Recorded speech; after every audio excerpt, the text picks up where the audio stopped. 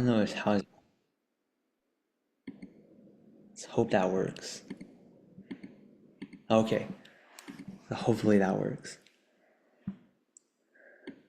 No, I'm recording. But anyway, this I started recording, and now this is go over it again. A graph is a very important tool used mainly in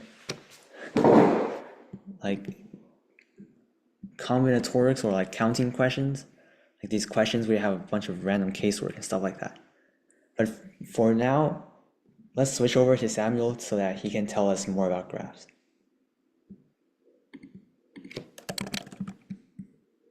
Okay, so for graphs, like right now, like a graph is a set of vertices and edges, but like there's like simple variations of graphs. There's like directed graphs, simple graphs, and like basic notation. Like it's give me a sec. It's right here, and it should be like very simple to understand. So now the more important stuff are trails, walks, paths, and cycles. So a trail from vertices V to W is, I should probably give an example. So a trail of vertices from V to W can be like any sort of like strings of vertices that are like connected to each other that reach W. Keep in mind that trails could have like common vertices, repeat vertices to reach a destination. So the other thing here are walks. So walks are basically same thing, but with no repeating edges. And paths basically is a trail with no repeating vertices. And the length of a path is the number of edges in the path. So for example, if our path is like this, then the length would be the number of vertices in that path, which is 4. I mean the number of edges in that path, which is 3. So, and of course, the distance between two distinct vertices, U and V, is the shortest distance, the length of the shortest path that can be reached there. For example, if we have V here and W here, the distance between V and W would be 2, because here is a shorter path, while here is the longer path. And then we have cycles, which is a sequence of vertices that starts and ends at the same vertices. And you can see some basic examples of vertices right here. I mean, of cycles right here. And the length of a cycle is the number of vertices. So now, let's let Eric do like trees, graphs, like other graph stuff. Sure, okay, here are some more important definitions of graphs, like some other types of graphs and stuff like that. Let's say a graph is called connected if for any U and V, there's a trail from U to V. A graph that's connected is called a connected graph. For example, in this box, I'm going to draw a graph. Like, for example, if I have a graph that looks like this, and this is not a connected graph. However, if I go like this, it will be connected because any two vertices like these two, you can find a path, a trail that connects them like that. One more person. Yeah. And there's a very special type of connected graph. Let's just say most of the graphs we're going to look at are almost always connected graphs. Some very special types of graphs like trees. We're going to look at trees first. So we're going to look at a graph that's called a tree if there are and exactly one path that connects two vertices. For example, this will be a tree. This graph I drew over here in the circle will be a tree because you can only get to one place to another using exactly one path, which is this one, if I specify these two. So here's a very natural lemma, which is like a corollary or something we can find out, is that a graph is a tree if and only if it does not have cycles. And the cycles are like these. So that is quite simple. If you have a cycle, then quite intuitively you can get to a place like this or like this. So it cannot have any cycles. The second lemma is a little bit more interesting. It says a tree satisfies that the number of vertices equals the number of edges plus 1. This is also quite intuitive because you can keep on kind of like removing the outmost one, and you can remove a vertex and an edge, and if you do that repetitively, you will end up with one vertex, and that is v equals e plus 1. 1 equals 0 plus 1. So that's kind of like, that's not very rigorous, but that's kind of how that works over here. V equals e plus 1. Let me look at other special types of graphs. Just go over complete graphs, and let me see what's here. Yeah, that would be a tree, because from anywhere you can get to exactly one other place using one way. And there are 6 vertices and 5 edges here. Count edges 1, 2, 3, 4, 5. Okay, let me go over regular graphs and we'll maybe switch back to Samuel. So a graph is called regular if,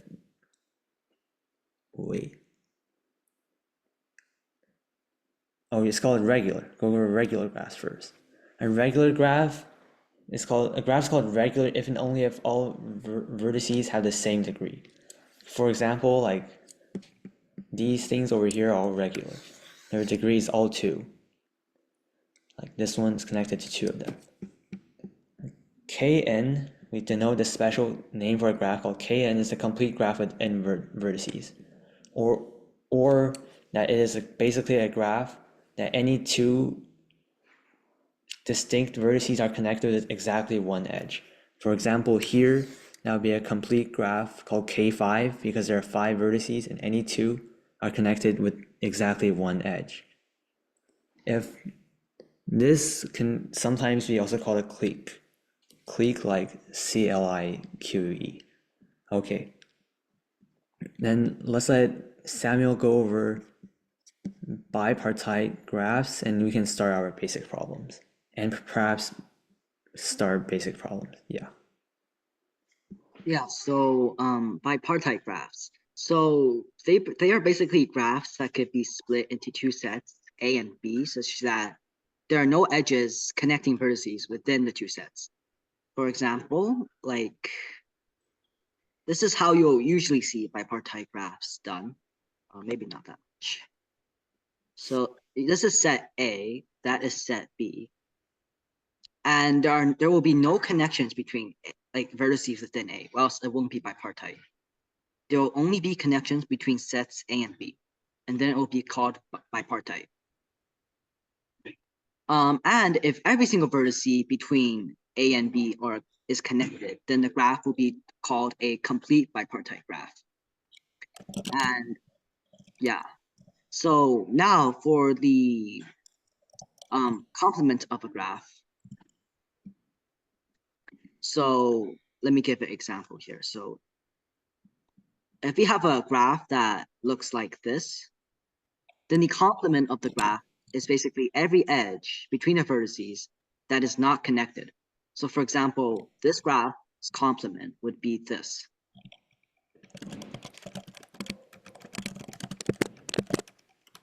A subgraph G of G prime. So let me again draw a picture.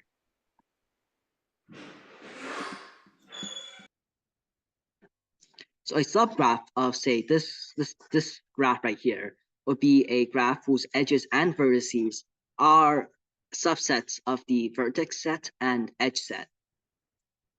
So a subgraph of this might look like that, or it might look like this.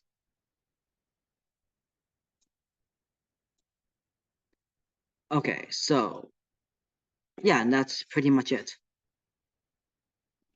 So now let's go over some basic problems. So for example 2.1, we want to find the minimum number of vertices you need, such that if you connect all the pairs of vertices together and color them either red or blue, there will be 3 vertices connected to form a complete red or blue triangle. What I mean by that is like a triangle that looks like this. All 3 edges are red, or all 3 edges are blue. So I think let's just give like everyone 1 minute to like play around with it, because I think graphs are kind of abstract and just directly throwing stuff at you isn't too helpful.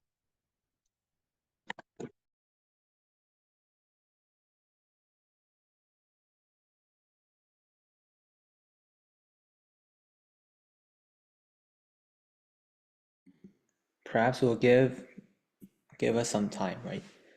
We should, let's say we get maybe Yeah, 5 to 7 minutes or perhaps even more.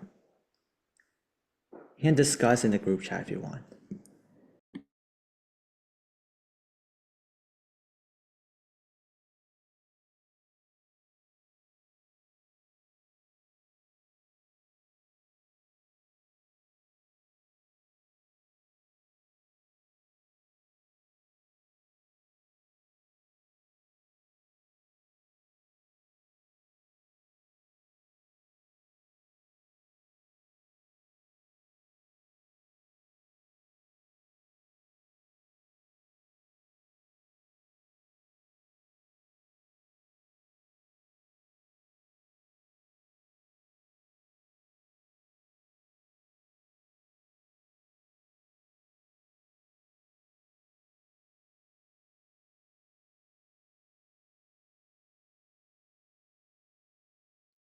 oh yeah, for the odd length cycle thing.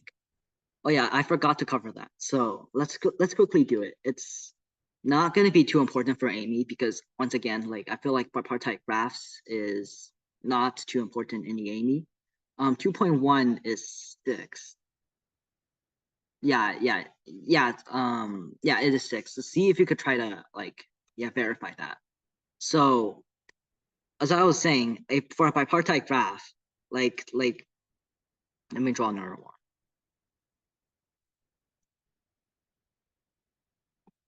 So notice that if there ever is a odd cycle, this will require 2 vertices between the, like if this is set B and this is set A, 2 vertices in set B have to be connected if there is an odd cycle.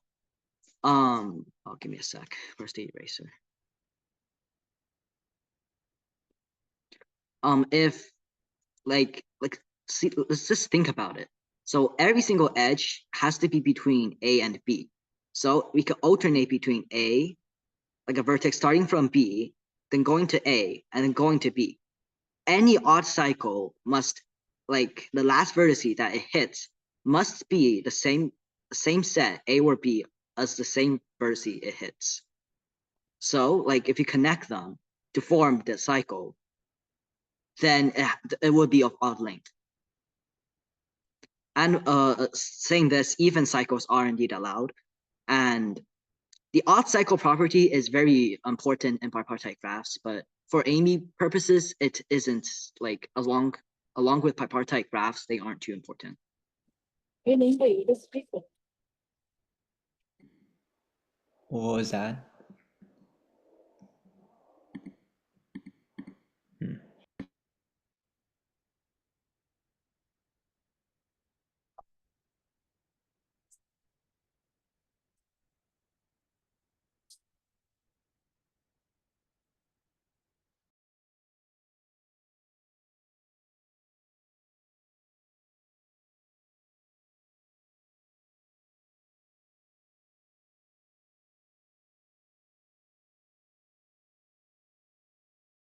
Next time, if you have like the solution, you can private message to either me or Samuel.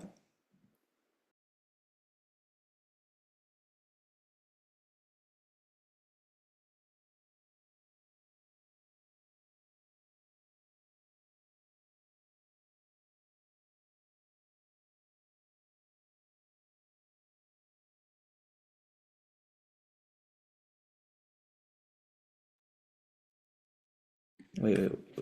There's a lot of people talking. Wait, let me do it step by step.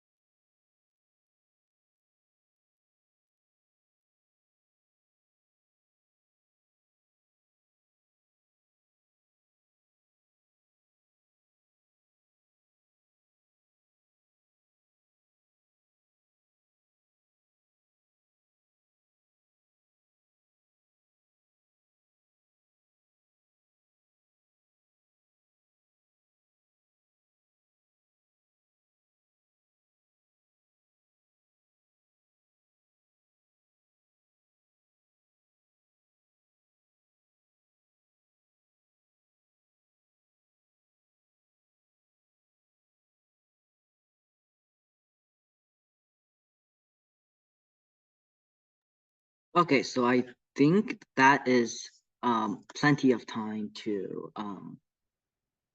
like think about the problems and etc. So let's talk about 2.1 and think how you could go through about doing this. So you want to find a red triangle or a blue triangle. So let's think. So we're gonna apply some sort of greedy algorithm to this. And in case you're not familiar with greedy algorithm, it's basically we're just going to try to build and construct a completely red or blue triangle. So to start off with any triangle, you start off with a vertex. So from this vertex, it will be connected because it's a complete graph to every other vertex. So considering each one of these, because it's either red or blue, because this might lead us to think about like the pigeonhole principle, to think, okay, how many of these are red or blue? Like how many of these are of one color? So, so let's see. So let me just see here. How would I?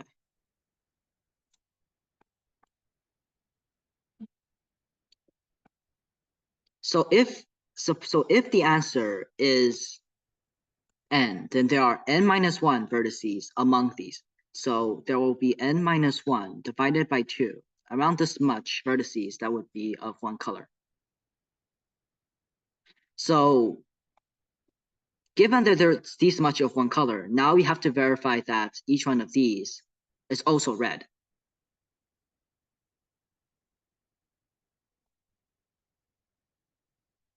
So suppose we're like, okay, there's no way, we're just going to not construct a triangle. We're not going to allow a triangle. Then if that is the case, each one of these have to be blue. But then notice that if there are 3 blue segments, then this forms a blue triangle. So the answer would be the largest, the smallest n that will make this equal to 3. Oh wait, and by the way, this right here shouldn't be floor, it should be ceiling.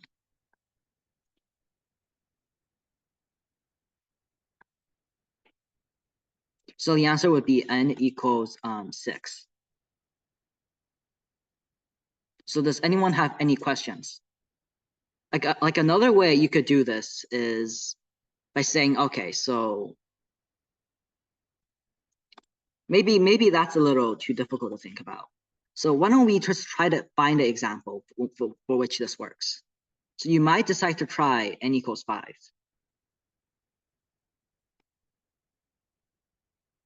So here it's 5 edges and it's a complete K5.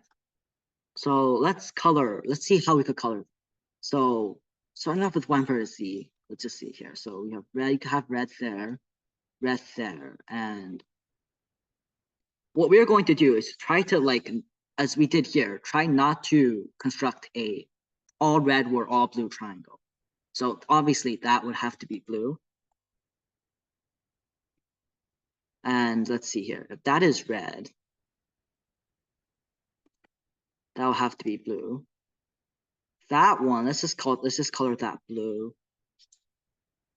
Wait, what am I doing? Give me a sec. That shouldn't be blue.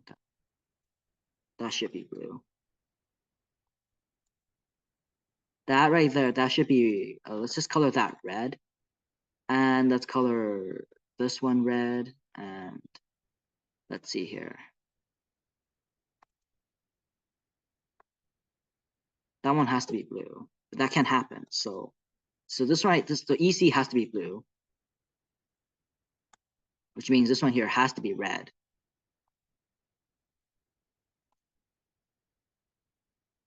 And this one right here, that can't be red, that has to be blue.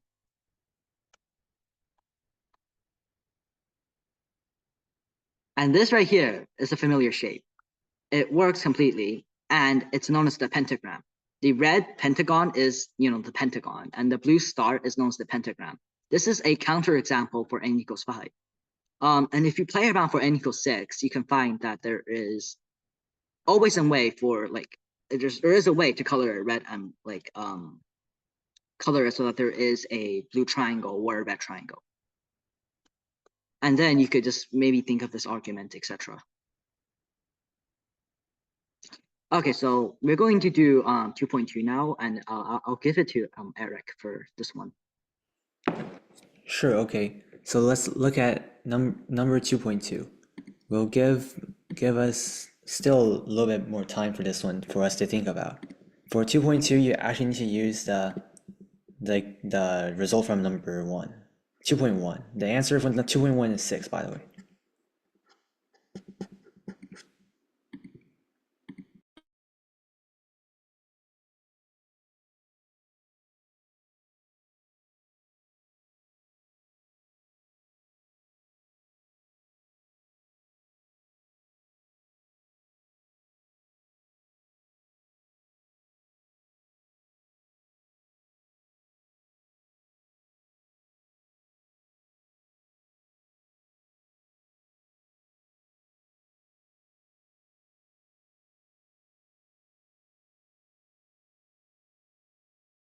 I guess these problems are not that basic though.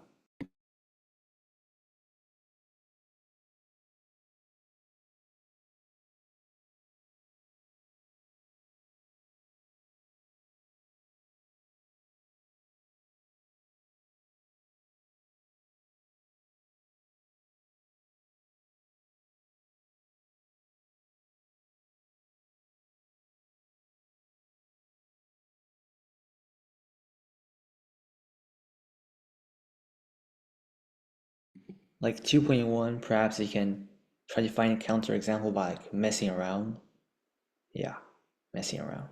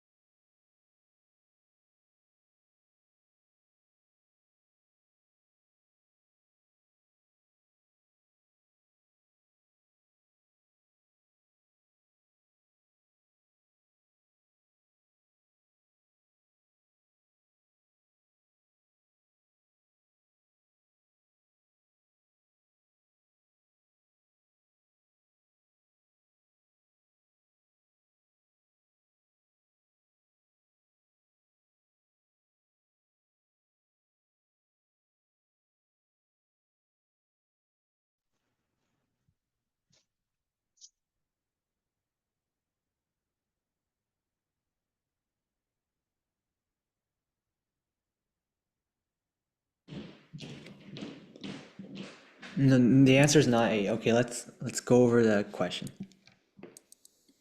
So because you need to mess around with it, so let's just say we crazy like a crazy person, let's just mess around with it. Let's look at 6. I mean 6 we kind of know already. 6 doesn't really work. So let's just look at 7 now. Like look at 7 and try to find 3 people that shook hands before. Let me press the button. Or 4 people that did not shake hands before. So let's just say, so I can draw. So let's say shaking hands is connecting with an edge and with a red edge. So shake is red. And not shake is blue. So let's just mess around with 8 because I know 8 doesn't work. Because let's say I experimented with 7 already and I know 7 is not the answer. So let's check with 8.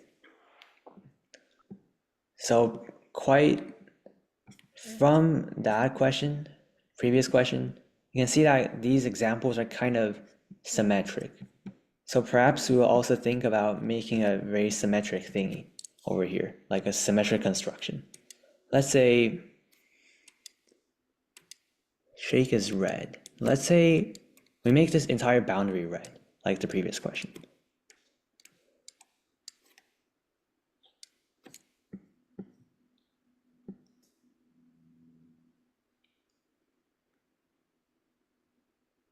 Actually, no. Then this will not be very easy for us to do, kind of. Let me see. We can still do it. It's true. Yeah, No, we can still do it. nobody is. We cannot have anything like this. See? This is bad. 你要弄 camera 的话，你得把后面再连进去。 We cannot have this type of thing, like 但是 this, 没有， this, 一个也没有。他们一开始弄，现在刚刚关掉。 this thing, this thing. Wait, let me mute someone. Okay. This thing, like these things. We cannot have any of these things if they're red things. So let's just skip all of these and connect all the these parallel thingies. It's going to get super messy. And also these diagonals. Okay, that's a little bit too much. But anyway, these only leave us the blue ones, and the blue ones can only be these. And that looks super confusing at this point. Okay, so that, if you mess around with that, and like try like this. Oh, wait, that's true. Yeah, there's a red triangle. Now I think that doesn't work. So let's just change all these onto blue. Yeah, the border should be blue. That experimenting did not really work. So you can change it to blue. Now there's no red triangle. No, the ones that don't shake hands, you can have 4 of these. You can have 4 of these and 3 of these.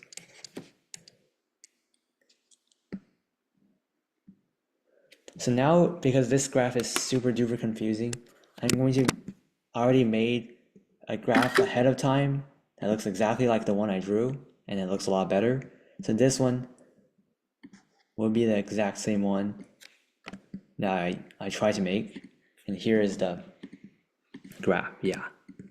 So you can look at it very intently, and you can try as hard as you can, but probably there is no red triangle. Okay, so here I'll write the construction counter example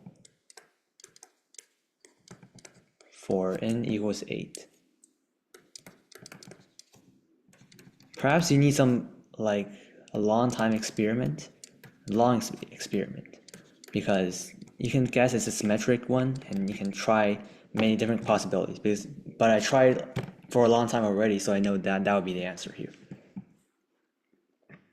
So now let's look at if n equals 9, because apparently if you try for n equals 9 for a long time, n equals 9 does not work.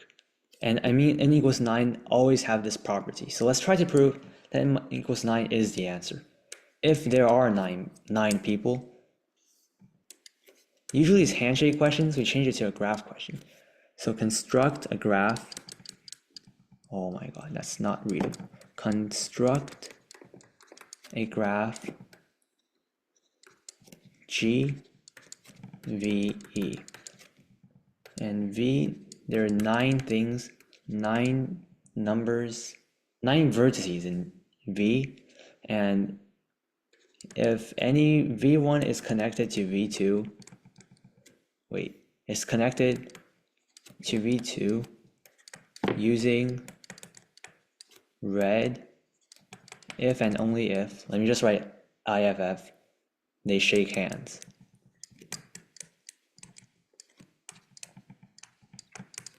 Okay, so now like the previous question, let's say there are 9 of these things. Previous question, we used like this pigeonhole principle as well. So let's try to do the same thing here. If there are, red will be, we want a 3 in red, we want a 4 in blue. Okay, so let's say there are,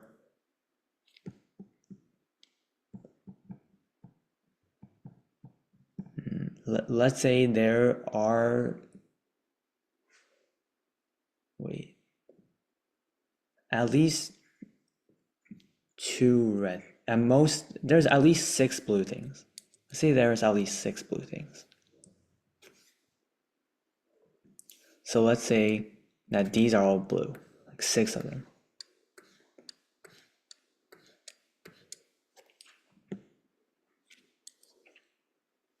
So if we have 6 of these, then these 6 points, using the previous question, we will get that if V1, let's say that's V1. V1 is connected to 6 other points using blue, then from 2.1, 3 are red or 3 are blue in these. If 3 are red, we're done. If there are 3 are blue, I mean if they're red, then obviously works. If there are 3 are blue, let's say these are blue, then we get our 4 people here, these 4 people.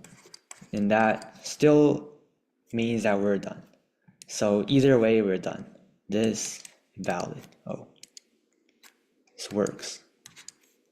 This works.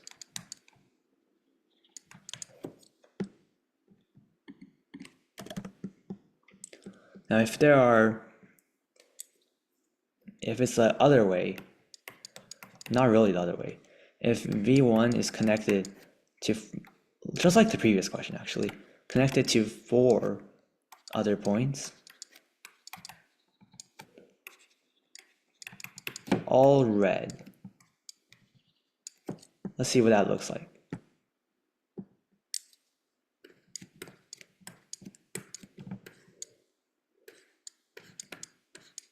And these are all red. So if any of the other ones, let's say these are V2 until V4.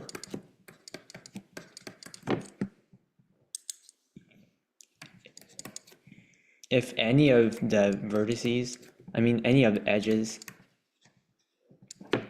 in V2, oh wait, let me admit someone. Okay, V2, V3, V2, V4, V2, V5, and stuff like that.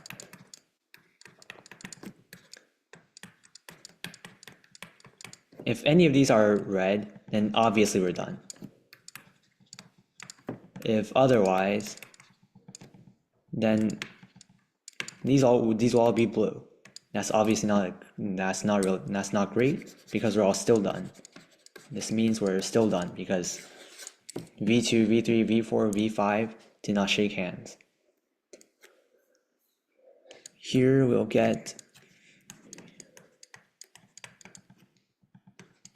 there are some weak recursions. This is actually a pretty classic type of problem. It's called the Ramsey problem, and there's like extremely weak bounds for this type of problem. Like if I make this a little bit more complicated, like no one knows how to do this type of problem anymore. And this are all with blue. We're done. Okay, let's say, but now we still have one case we didn't cover. If V1's connected to 4 other red points, that means there's at most, if there are 4 red, that means there are 8 people, so at most 4 blue. So we covered at least 6 blue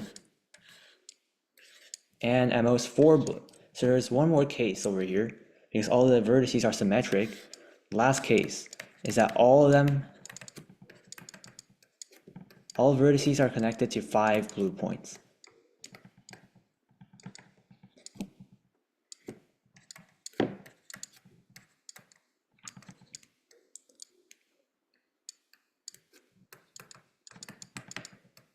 But let's just inspect how that would even possibly be true. Let's just look at something over here. If everything is connected to 5 of them, let me just look at one vertex for now. Let me look at one singular edge. One singular edge. Let's say this edge. This edge is counted from, let's say we try to count how many edges there are. By counting how many, let's count how many blue edges there are. So if we count by the endpoints, each edge has 2 endpoints. And each endpoint is a vertex, and the vertex is connected to exactly its degree, exactly 5 other endpoints. So the number of edges, let me rephrase that better. So if we try to count how many edges there are, we count, this one, I think there are 5. This one, there's 5. But obviously we recounted every edge 2 times because if I look at this edge and I counted this one from here and I also counted this one from here. So the edges will be exactly 5 times 9 over 2, which is a fractional amount of edges. And that is obviously a contradiction. You cannot have that even happen. So that means our answer is n equals 9. And n equals 8 doesn't work, as shown here. So our answer here will be 9. Okay, so that one was not a basic problem at all. So now let's go to section 3, which discusses functions. Now functions, some functions from sets to sets, you can use the set notation, like the arrow notation like that, or you can use something like that. And we can go to use a graph for these, like how like a number maps to other numbers. It's perfect for a directed graph. Now let's switch to Samuel to look at functions and perhaps using directed graphs or other properties of these functions. Okay, so for 3.1, it's not very trivial. I mean, it's not the easiest problem, so I'll give everyone like around 1 to 2 minutes to work it out.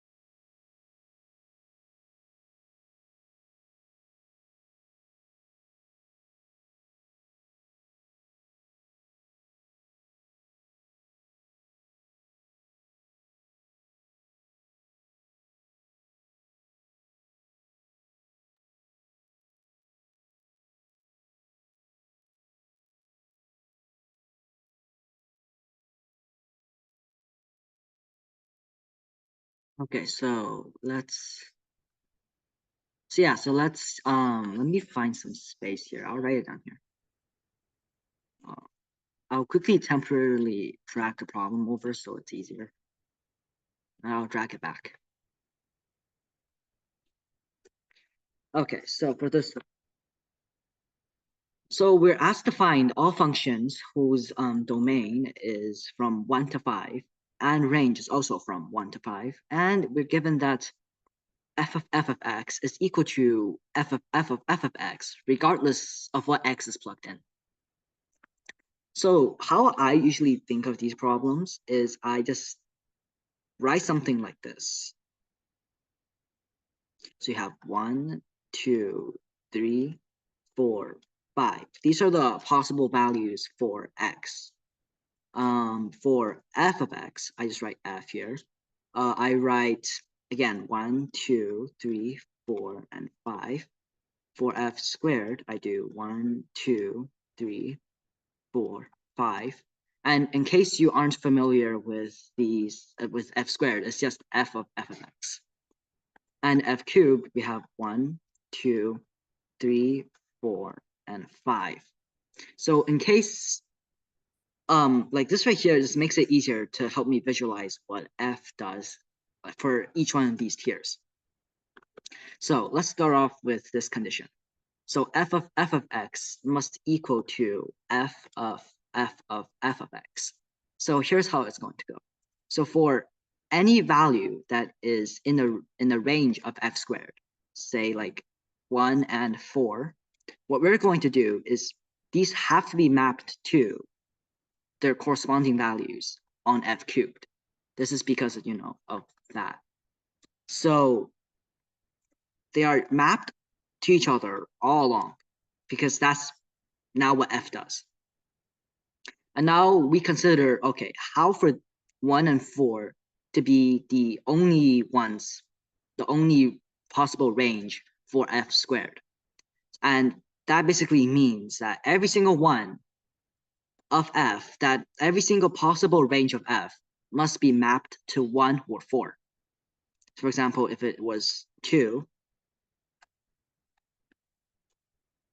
get mapped to 1, or 4, it can be mapped to 1 or 4, because then 1 and 4 will be in the range of f squared.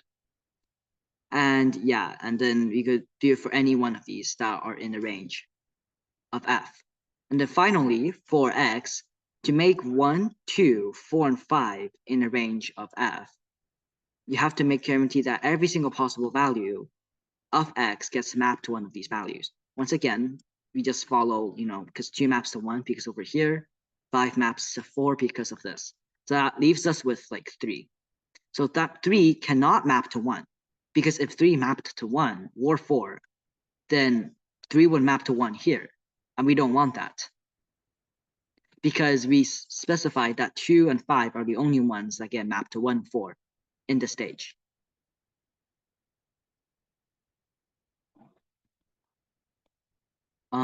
So let's see here. Wait, is that true? Wait, let me check.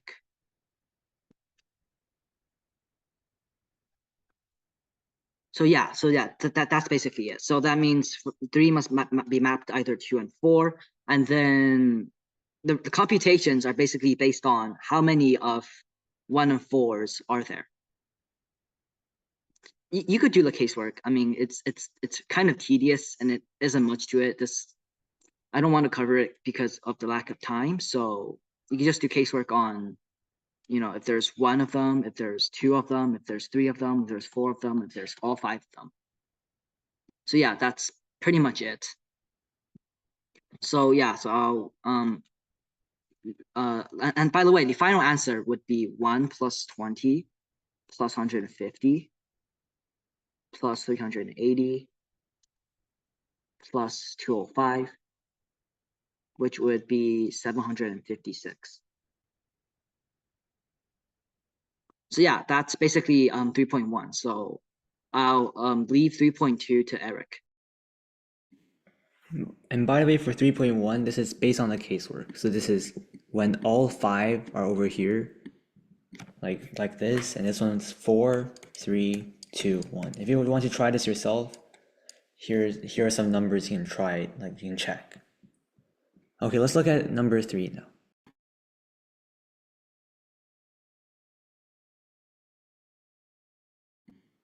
Wait, did I mute myself the whole time? Okay, anyway, here I was talking about here the casework over here. Now this one is if they're all 5 are fixed points like this on the right side, and this one will be 4, 3, 2, 1. You can check this after class to verify and do some casework yourself, because the computation is like kind of annoying. Wait, where's the question? Oh, it's over here. Okay. Number 3.2. Try to find all the functions that satisfy that they're from S to S and F cubed of S equals to S, and Fs is not congruent to S mod 3. Yeah, this one is a lot easier and it's more typical graph theory question. So probably I'll give like 1 to 2 minutes again.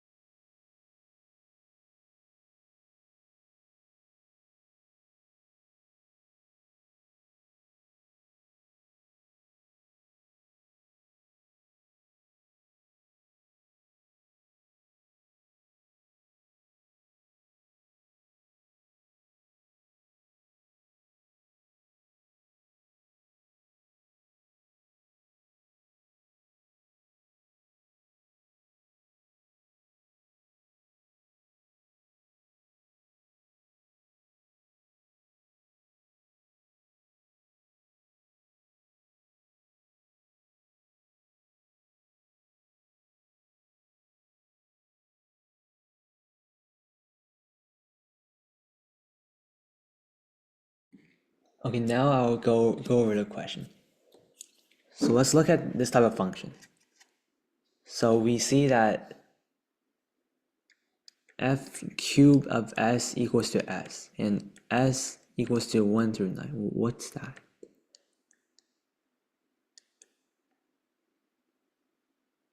No, that's not. This is not the time for that. That's not the time for this mess right now. Let's look at S. No. Oh, so someone tried to mess around with the whiteboard. Anyway, we're looking at this thing called Fs to S. So quite obviously, Fs does not equal to S for any of them. It's number 1. It's super obvious, I guess.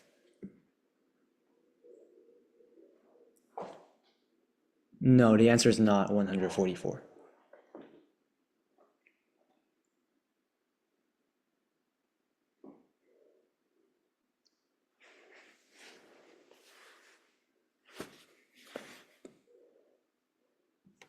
And notice that for every, no, the answer is not 144. Notice that this S is like the answer of a bunch of F's. So you can say that this, no, the answer is not 132. You can say the answer is, I can say that the F is surjective. Yeah, that's the word, surjective. Which means that if the domain is the entirety of S. So now we can say that it's also injective, right? Yeah, it's also injective because if F A equals FB, it's kind of obvious that A equals B. So this will be a bijective function, which means that this can be we can do a cycle decomposition on it, which means F will compose of several cycles if we say that the graph of S, the directed graph of S will look like this, or at least something that looks like this. Is that what you guys got? It should look something like this. And that looks horrible, but something like this.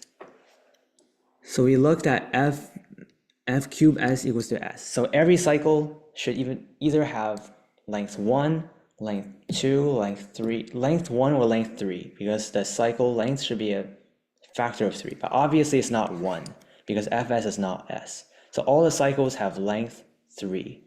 So there are 3 cycles of length 3 over here. Okay, that's something good to know. We also noticed that there are 3 numbers that are congruent to 1, and there are 3 numbers congruent to 2, 3 numbers congruent to 0. So notice that F of S, they should never go back. It's a cycle. Yeah, it's a cycle. And it should never use the same congruence because of this relation over here. So this type of cycle is not allowed. And this type of cycle is also not allowed. And stuff like that. This type of cycle is not allowed except for 0, 1, 2.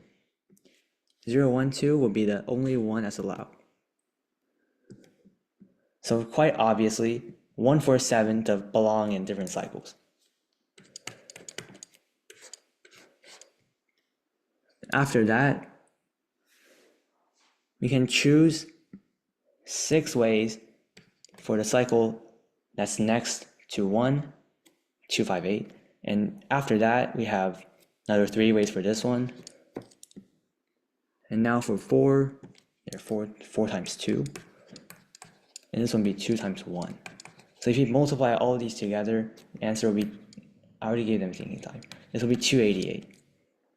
So the answer for this question will be 288.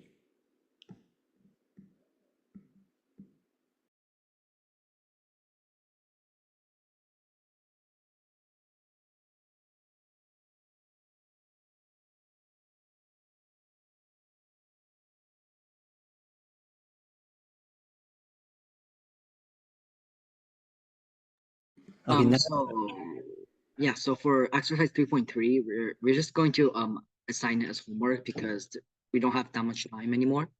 So I'm just going to talk about 4.1. So I'm still going to I'm just gonna give you like 1 to 2 minutes of thinking time, and then yeah, we could talk about it.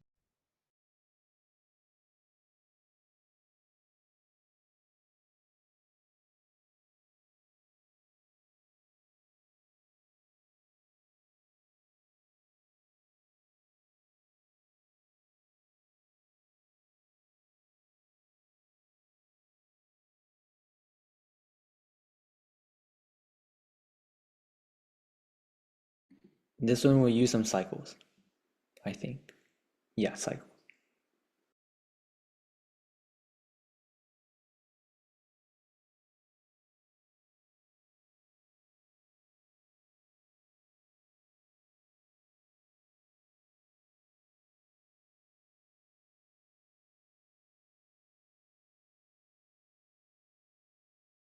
Currently, we're looking at number 4.1.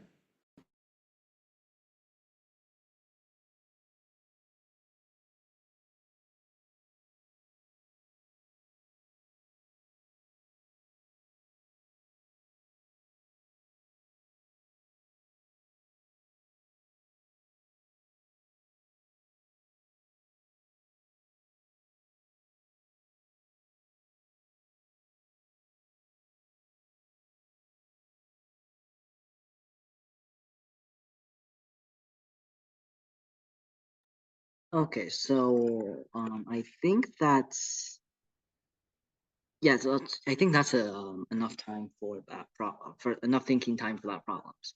So let's take a look at 4.1 here. Again, let me see if I could get some space in here. Give me a sec.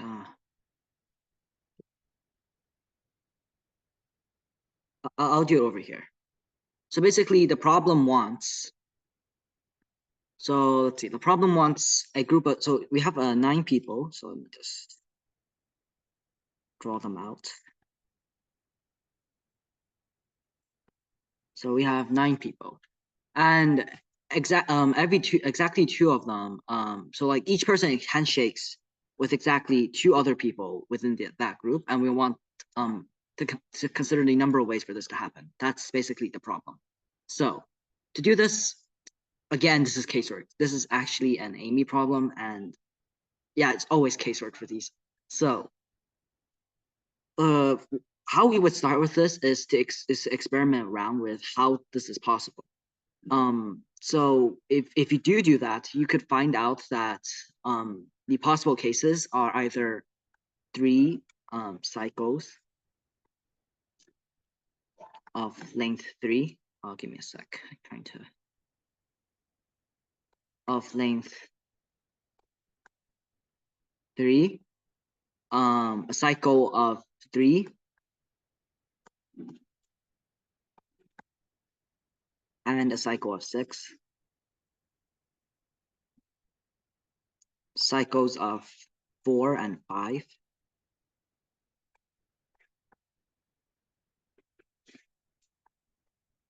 and let's see, cycle of 9. And this might be a little abstract for like that might be a little like hard to visualize. So I'll give you a quick representation of what I mean. So every vertex is connected to 2 other vertices. This should remind you of a cycle, because the vertices of every vertex of a cycle is connected to 2 other vertices. So for example, a case like a cycle of 9, it would look like this. So there will be like one line going in and one line going out. And a cycle of 9 will connect every single one of the vertices. There's another example, a cycle of 3 cycles of 3, that would be like this.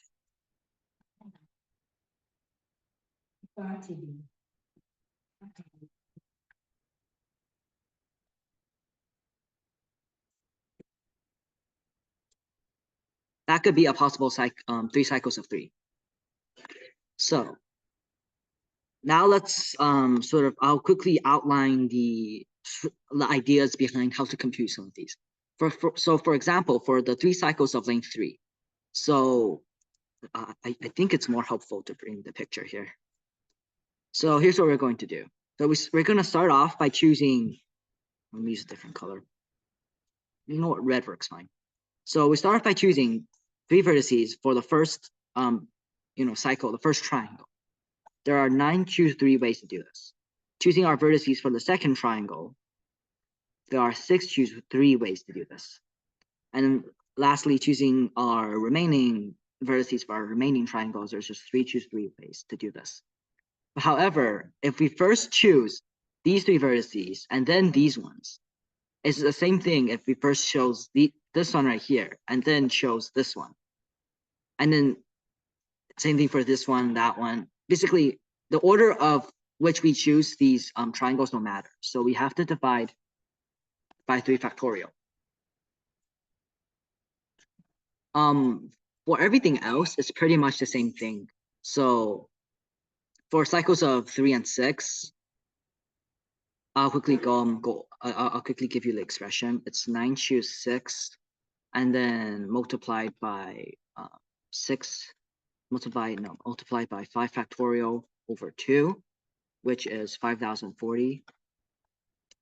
For the 4 and 5, it should be 9 choose 5 times let's see here, 4 factorial over 2 times 3 factorial over 2.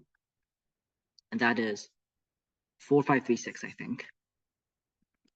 And last of all, for the cycle of 9, is just 9 choose 9 times a factorial over 2, which is 20160. And basically, how I computed these is we choose the cycle of 6. That's the 9 choose 6, and then we sort of rearrange these cycle of 6. Cycle of 3, there's just one way to do it. There's 5 factorial divided by 2 ways to make the cycle of 6 given it, and then yeah, same thing for the 4 and the 5, and the 8. And the 9. Yeah, and oh yeah, and I forgot this one right down here turns out to be 280. So if you were to add all of these up, zoom out, you get 30016, and taking a mod 1000, you just get 16. So yeah, that's pretty much it. We just played around. You utilize the fact that every vertex connected to 2 others, and then we did casework based on how many cycles are, and we computed the cycles in a trivial AIME fashion. So yeah, so 4.2 would also be homework. It's not hard. So let's just talk about 4.3. So yeah, I'll leave that to Eric. Yeah, we'll talk about 4.3 and 4. So 4.2 will be homework. So let's look at 4.3. So these questions usually use some very classic structures like cycles and other important structures. For this one, we use another different type of structure. So there are 10 people, each person has 5 friends. Let's say friendship is mutual as usual, and 18 unordered triples of people. Okay, there's no thinking time for this one because there's like 17 more minutes. And such that there are 18 people, 18 triples of people that all 3 are pairwise friends, and let this function called SXY be the number of common friends for a pair of people called X and Y. And we want to find the sum of SXY over all ordered pairs XY, that X is not a friend with Y.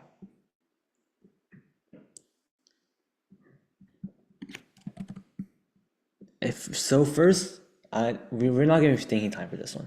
To approach this question, let's just visualize what on earth is SXY. So like, if we have X over here and Y over here, so SXY would be something like this. Let's say this is what the graph looks like, and there may be other edges out there as well. But now let's just focus on X and Y. So SXY, if it looks like this, of course, then that would be 1, 2, 3, 4. So if we look at this, maybe there's one over here. Let's say that's Z. So SYZ will be 1. So we see that there's something that's very important in this structure, and that is whether this is connected or not. We're at least interested in this type of object.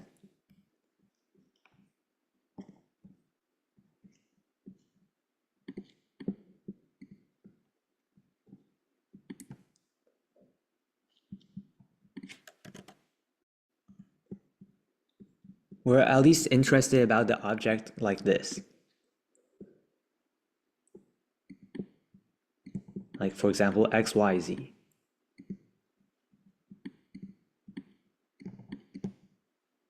That does not look like X. Wait, why am I using my mouse? Yeah, XYZ. So here, let's call this type of object an angle, because this indeed does look like an angle. Because 3 angles is called a triangle, and we know how many triangles there are. Let's look at this type of angle. These are not connected. Because we don't know how many this is, let's just say there are n of these. N of this type of shape over here. Such that Y is connected to both X and Z, but yet X and Z are not friends with each other. So we're looking at this type of mathematical object. Let's call this an angle. Okay? So here we're going to count how many angles there are, because now this is an angle. Whether it's a triangle or that's n. That's n. Sorry for that. That's n. So here, let's look at the number of angles. How do you count number of angles? One way to count the number of angles is to use number of friends. So for every x, you can count the number of angles as if x is the vertex. So there are 5, so there's like 5 choose 2. That's 10 angles for each vertex. Wait, yeah, 10 angles for each vertex.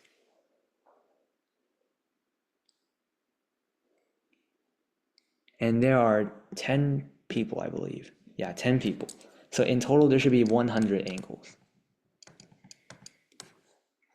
Yet on the other hand, if you try to count the number of angles using triangles and this type of object over here, you notice that this type of object has one angle in it.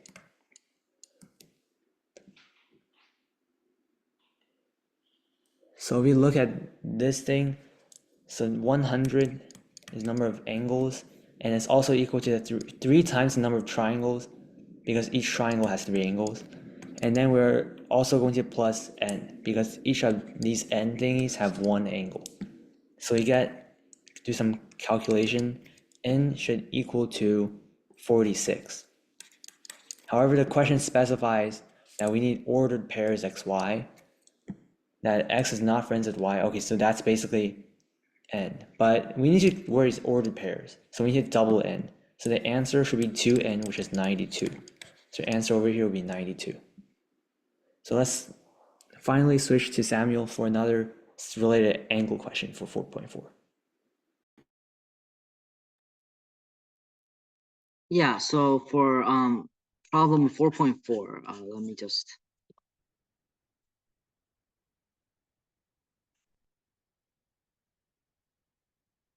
find it. It's over here. Okay.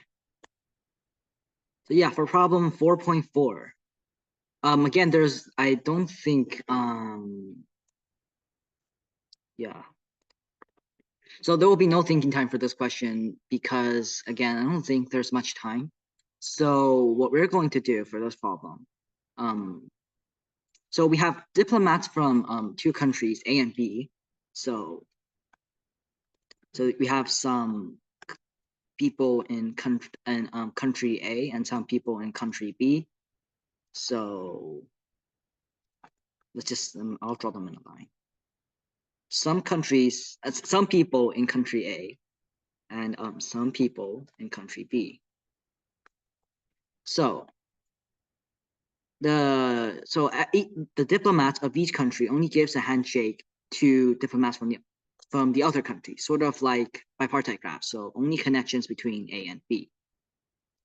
And it is also, so we're given that countries A and B each sent 25 diplomats.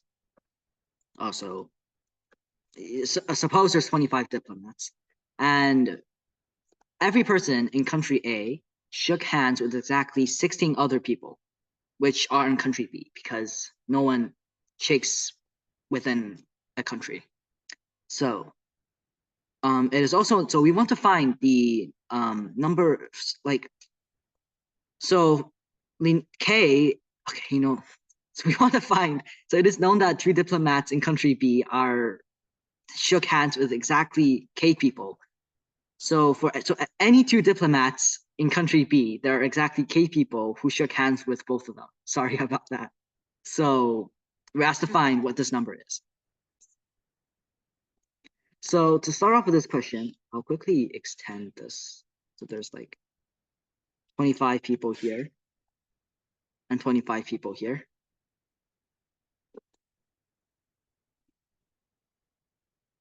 So here we're going to count the number of, similar to the last question, we're going to count the number of handshakes from A to 2 diplomats from B.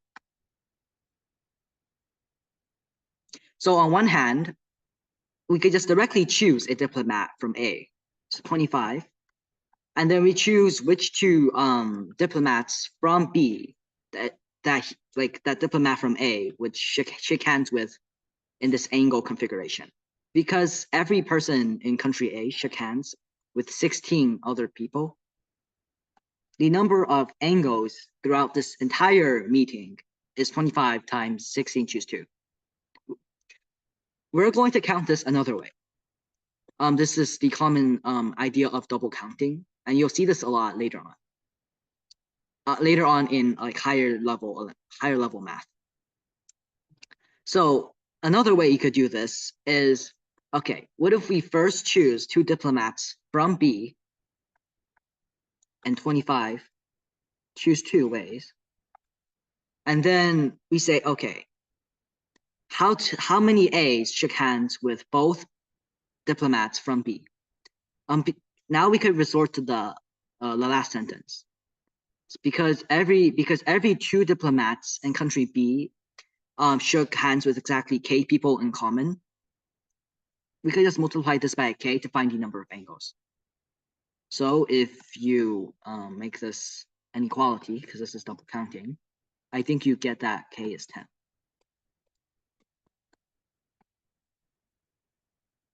So yeah, that's basically it, 4.4. So in the remaining time, I would like to have a Q&A so that anybody who has questions could go ahead and just ask them. Yeah, this lecture is a bit abstract quite abstract actually, because it's graph theory. Graph theory is a pretty difficult place in combinatorics, in like counting questions.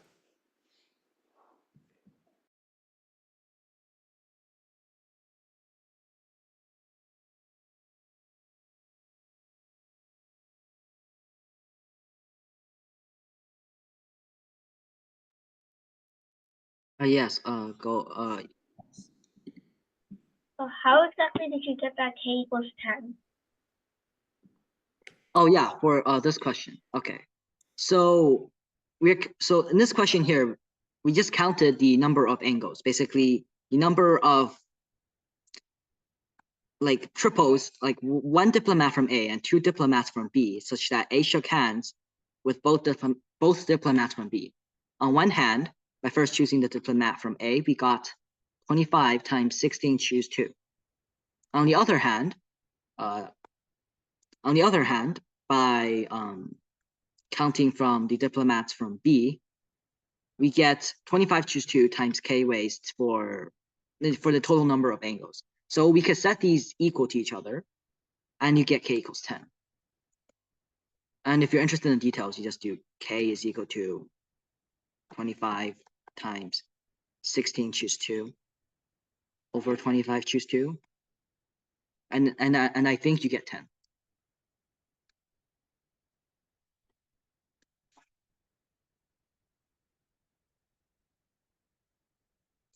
So is this clear?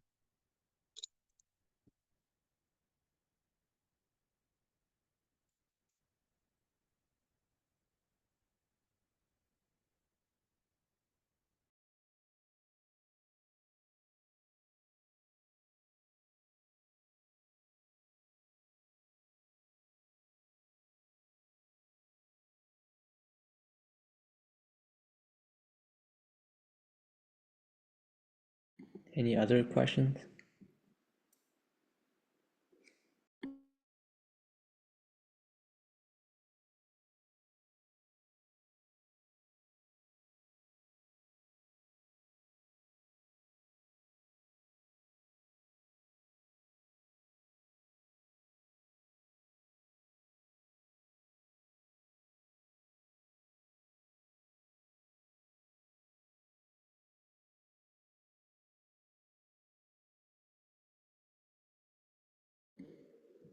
I think someone asked me a question early on about question 2.2. Let me just answer that question one more time about the last step.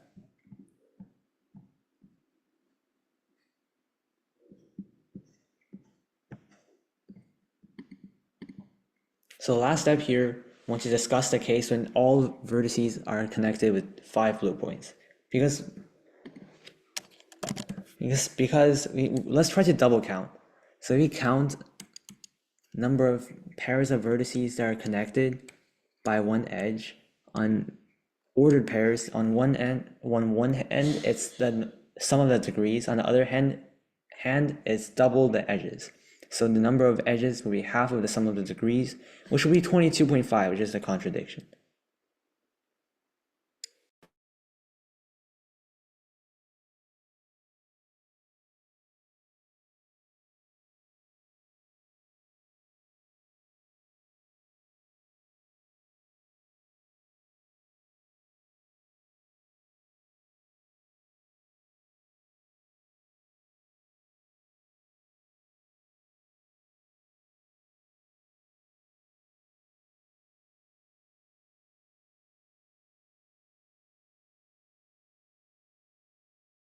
Yes, Claire, which lemmas?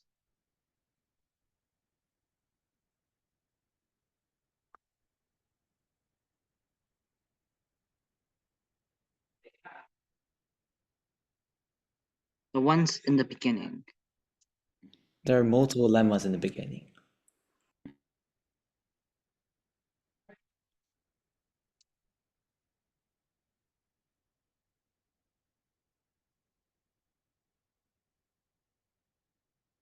The second one. Hold on, my computer's glitching out. The one about the vertices and the edges. Okay, so wait, the one about the vertices and the edges. There's many about the vertices and the edges. Wait, so this one?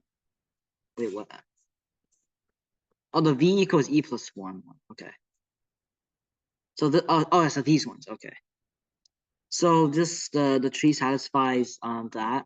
So here's how you could think about it. So let me just see if I can explain this a little. So we have a tree. So we could use induction to prove this. So on how to exactly how to do this, you could just, as Claire said, it's just induction. So if we have like a tree like this, and then we know that the number of vertices is equal to the number of edges plus 1, a new vertex must be a leaf. AKA a vertex that is only connected to one other vertex. So that just basically means the number of vertices just plus 1. It's just added, is increased by 1, and the number of edges also increased by 1. So yeah, that's basically the induction. And for the base case, it's just like this. It's simple, right? So yeah, and then for the graph is a tree if it does not have a cyclic connected graph. I think it just follows from the direct definition. So we could do this with contradiction. So I don't think you need induction to prove this. So if there is indeed a cycle like this, say, I don't know, like that, then because the definition of the tree says that any two vertices that are connected by exactly one path, if we just take two vertices on the cycle, we see that there's two paths that get connected, and that is a contradiction. So we can't have any cycles. Hence the acyclic. So I think that's, so is that clear? And by the way, there must be a leaf using the same logic about the edges argument, double counting argument. Yeah, so okay, so yeah, so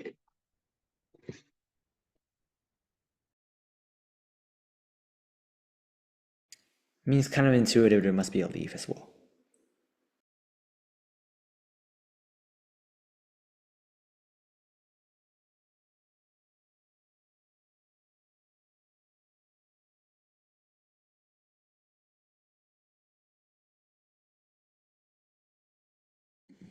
Okay, so it's 9:30 p.m. now, so that would be it for today. I'm just stop recording.